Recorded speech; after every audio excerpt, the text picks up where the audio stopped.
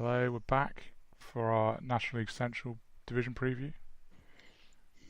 We've already done 4 other divisions, so listen to those if you want to hear about those teams. But yeah, Sam, so who are we going to start with? I guess the Pirates. It's a very strong division, but they're probably the worst, aren't they? Yeah, and that's the way we do it. Let's start with the worst, but try not to talk about 10 minutes. Talk for 10 minutes about them this time. Yeah, so the Pirates, what is there to say? Not much. I mean, they did the sort of small market, the badly run small market, in my opinion, made the Yeah, big trade last season and then had a quiet winter along we're our payroll max sort of thing. yeah, Uh, they're frustrating because they still have a lot of talent on their roster. Like, it's not unreasonable that they could actually I don't think it'd be a huge overachievement for them to get a wild card spot, say.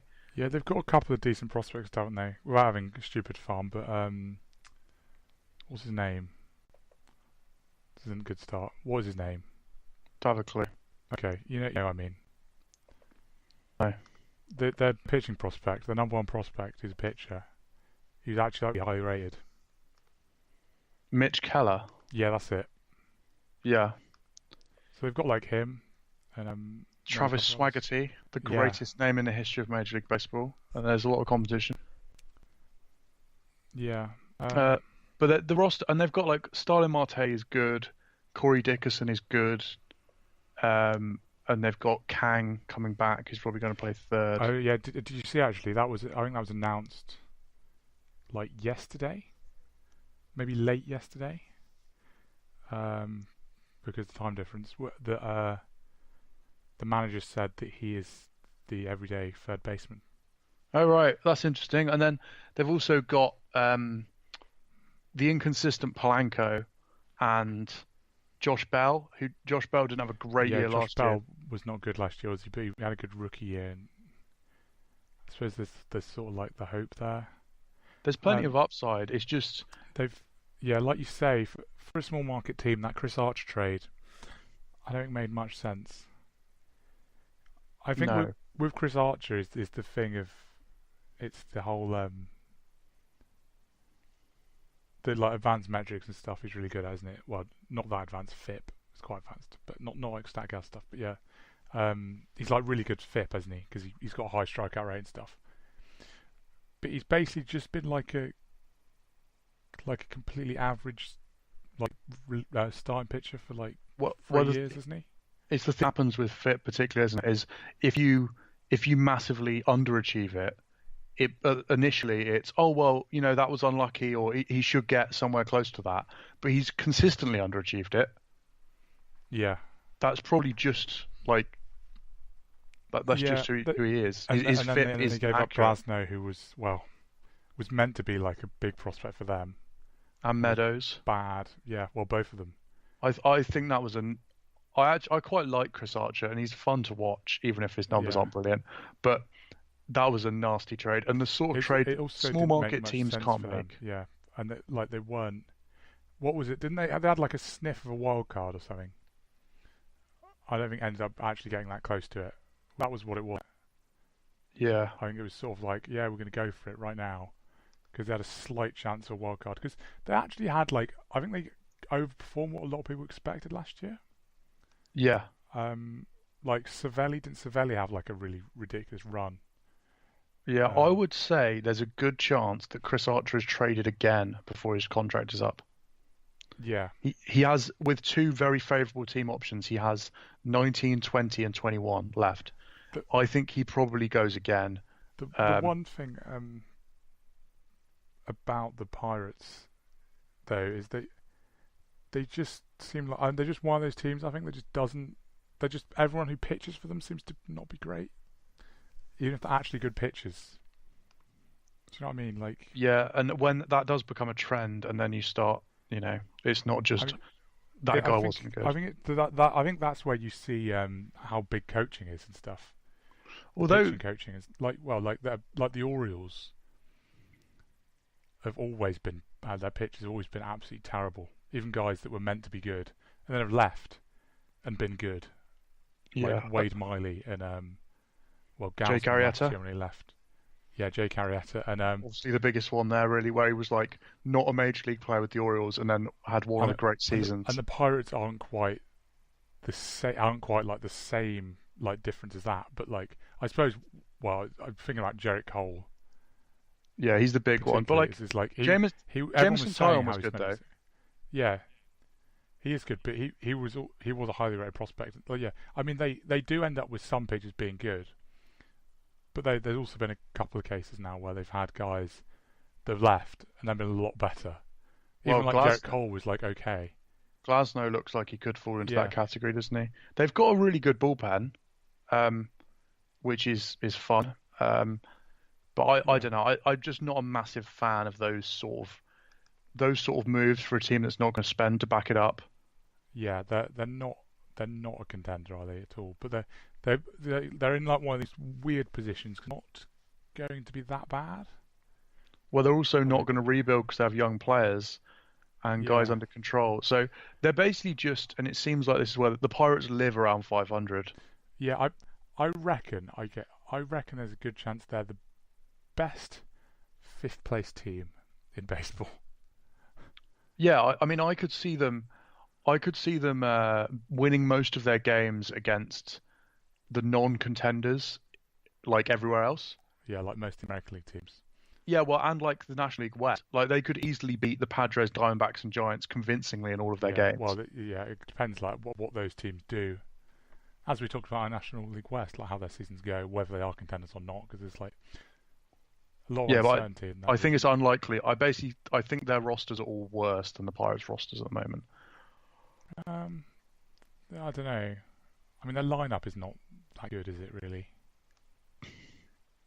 It's not bad. I mean, Josh Bell is got a lot of upside, and the outfield's potentially really, really good.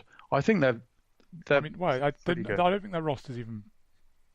I mean, maybe I don't know. Even right now, I don't think it's much better than like the Padres. Now the Padres have Mercado. Well, I think he's a bit, but that's what I mean. I think it's a bit better than theirs. I think he's definitely better than the Giants and Diamondbacks. Obviously better than the Marlins. Maybe, I don't know. Anyway, they're not that interesting. Should we move Let's on to move another on. team? Oh, we spent 7 or 8 minutes talking about them again. Well, actually, that includes the intro. Maybe it's not too bad. But yeah, okay, the Reds. They were busy. They were the opposite of the Pirates. Yeah, they now feels like they are sort of a contender, although they may be like a bit behind the other three because it's such a strong division. But they feel like they should be contending. They've like gone into win now mode. Basically, it feels like. Yeah. And the middle of their lineup, well, their whole lineup is potentially pretty good. Pretty good. Feels like they've got a deep lineup. And Joey Votto and Suarez. So, like, they've got their elite hitters in there as well. I think quite a big thing for them will be what is it? Oh, I keep forgetting everyone's names. That's really great. Sorry. This isn't really contributing to the flow Nick of the Senzel. podcast. Nick Senzel. I think that's going to make a big difference how he does, because he's going to be everyday centre fielder, isn't he? I believe. I think that's the plan at the moment. And he's been a really highly rated hitter all the way through. I mean, he had an 887 OPS in AAA last year, played all year in AAA. So it's like, and he's sort of like he's a 5 tool guy, isn't he? As well. Like whether he is, if he's like immediately like an all-star level player, they suddenly have like a pretty scary lineup. I think. I'm not sure. I'm not that bothered by him though, because they've got other options in the outfield. Like they've got Kemp, Puig, Schebler, Winker. Yeah, I mean, it's the rest of it is good. I think it's like it's the pitching that bothers me. If he's solid, there's a solid. Yeah, they've got a solid lineup. But yeah, I mean, yeah, obviously the pitching. But I think their lineup's like good enough, even if he's like injured. I mean, it's the pitching if he there's a chance that he's really good. That's what I'm saying. Like. Yeah, but I just mean I don't think it matters that much. I think that the pitching's the massive concern. They gave up a ridiculous number of runs last year. only the Orioles, White Sox, Rangers, Royals, and Blue Jays gave up more runs per game. Yeah, That's uh, that's I mean, that's crap. Isn't it?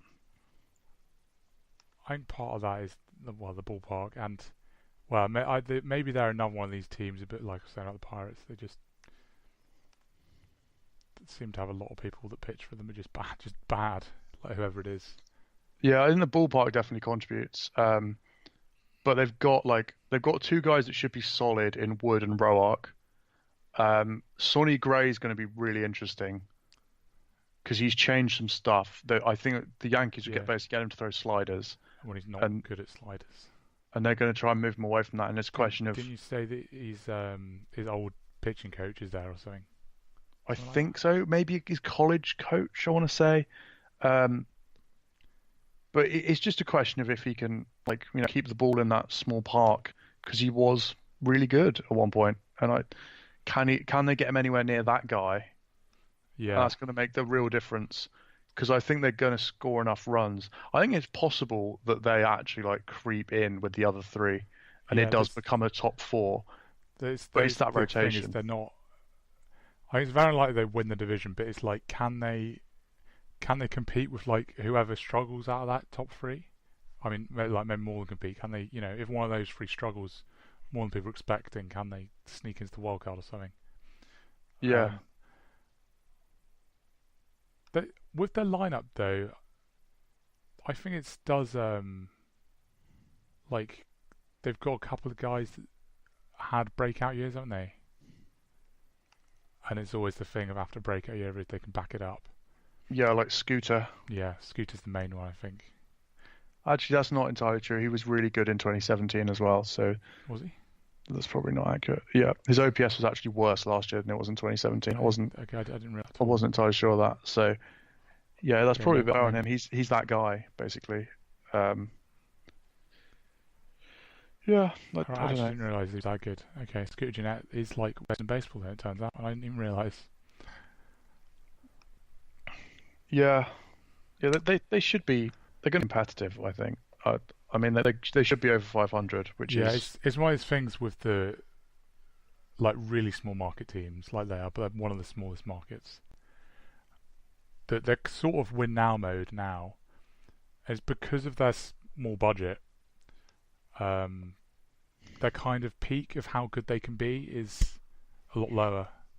yeah, Is like the, they're really going to go for it the next couple of years, and they're probably not going to be favourites their division, or maybe even second favourites at any point during that.